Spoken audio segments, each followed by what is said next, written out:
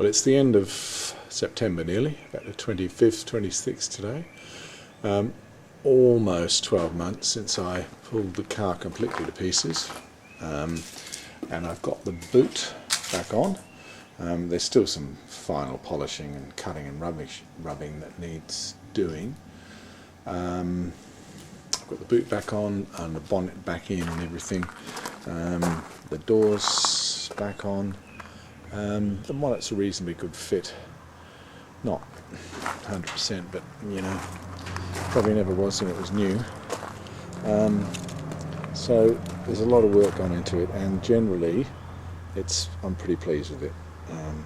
I've just started working on the mudguards, which are again fairly bad, so I'm going to have to do quite a bit of work on those to get those up to scratch. They're the rear ones, so I'll do the rear ones next, and then I'll start on the front ones, and then the chrome, and then that's it. So I'm hoping that, you know, maybe another 6 months or so, it'll be finished. But it's really quite pleasing. The shine is good, and you know, as I say, it's still going to have another cut, another polish up, really. But I'm pretty pleased with the way it's come up, all things considered. I've still got some alignment to do with the doors. I haven't bothered to do any work on those really, just to fit them, and they fit. So they fit well. Of course, the linings aren't in. New carpet in there, and the seats have come up pretty well. I'm going to get a new wooden rim steering wheel to put on here, slightly smaller than that one. And there's a fair bit of dust that it seems to be gathering in the shed, so I need to, you know, that's got to all come off and be cleaned up. We've still got a fair bit of work to do, but it's pleasing. I think it's come up well. The doors are fairly straight. You know, I was worried that they wouldn't be, but they're actually good. The line across there is quite good. These mudguards I've started working on here. I've got some paint stripper on there which I'm about to take off. This one's obviously been knocked around a bit because they've got more of the dreaded filler. This one here is better. A bit of filler in the back there, but actually it's in pretty good condition. I've made some dog legs to go in here. I did those a while ago, really, when I first got the welder, and you know, while they look okay, I'm not all that pleased with them, and I think I'm going to buy some new ones from Kilmartin's and weld those in. So this is the next step now, is to get these rear guards done.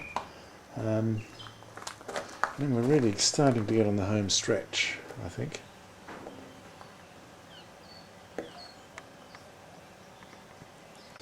Well, it's about the 6th of October, so it's almost 2 years exactly since I started pulling this car to pieces, and I've just been fiddling around with the back guard and trying to get it to fit. The driver's side was the worst of the two guards. Here's the other guard here, which is actually in pretty good condition. I've cut the dog leg off here, and I've got a new one to weld on, as I have done on this side here. New dog leg there. Now the top of this guard was very rusty. I guess it had got moisture up in there over the 30-40 years it was on the road, and I was forced to make a new piece here and weld it in. Also the edges of the guard at the top, that weld there is not, that one there is not mine. This one is. I've fitted in a new section there. And likewise down there too. It looks a bit mucky, but I haven't really finished cleaning it up. I think it'll be fine once it's all painted and filled and everything. Now, I've read a lot of stuff about how difficult these guards are to fit, and I tell you what, they are. I'm concerned about several fitting issues here, and I don't know whether they can be fixed or not, but we'll play around with them. One of the first things is that the inner sill plate here, which is new, is overhanging by about ½ an inch, so I may have to cut that off and make it flush with the edge. Do a bit of welding. It's not terribly tricky, but it could be a bit time consuming. The other thing that concerns me is that I have a gap here. Now of course there's a grey piping that goes over the top of all of this, but this gap here is, I think, a little bit too wide. There is a bolt that I haven't put through there because the holes don't quite line up, but which may take care of that issue. I don't know, that bothers me a bit. It's quite wide, and I just hope that the grey piping fills it. So there we go. One guard on. All had to be done before any painting, because it would just be hopeless trying to get it to fit otherwise. Enormously time consuming.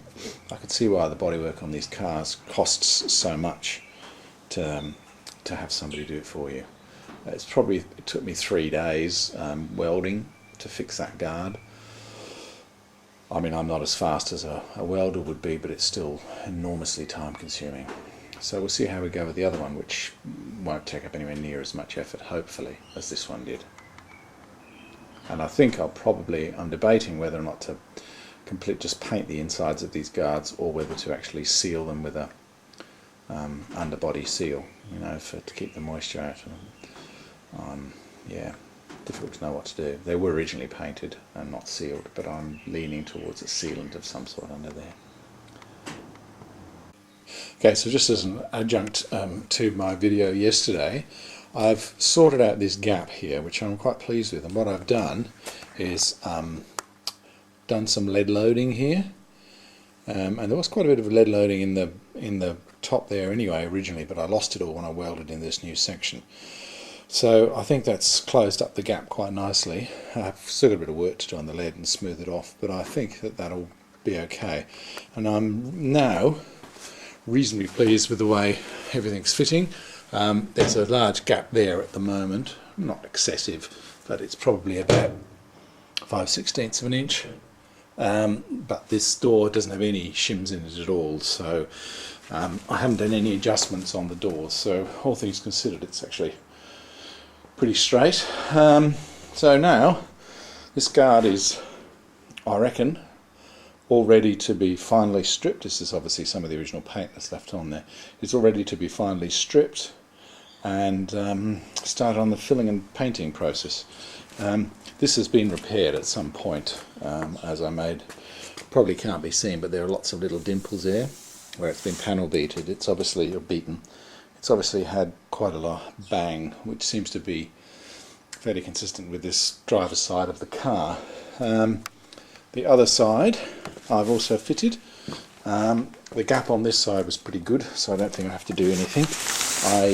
I did have to weld in a section here at the top. This is a smaller piece, but you can see there where it's been welded.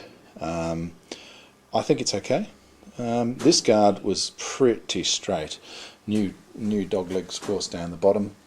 But this guard was good. There was very little rust in it, and certainly compared to the other one, and it doesn't look like it's had any bodywork done to it much at all, so that's going to be terrific.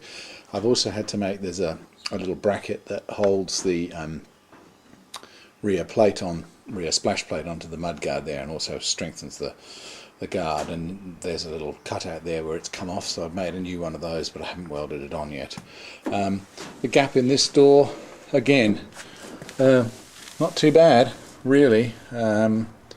It's about the same, about 5/16 of an inch. The bottom's not quite right, but again, this door hasn't been adjusted, so we'll see what happens, because I'm sure that will be quite a nightmare to get it together. But all in all, I actually feel that I am finally making some real progress here, because these guards are very difficult to fit.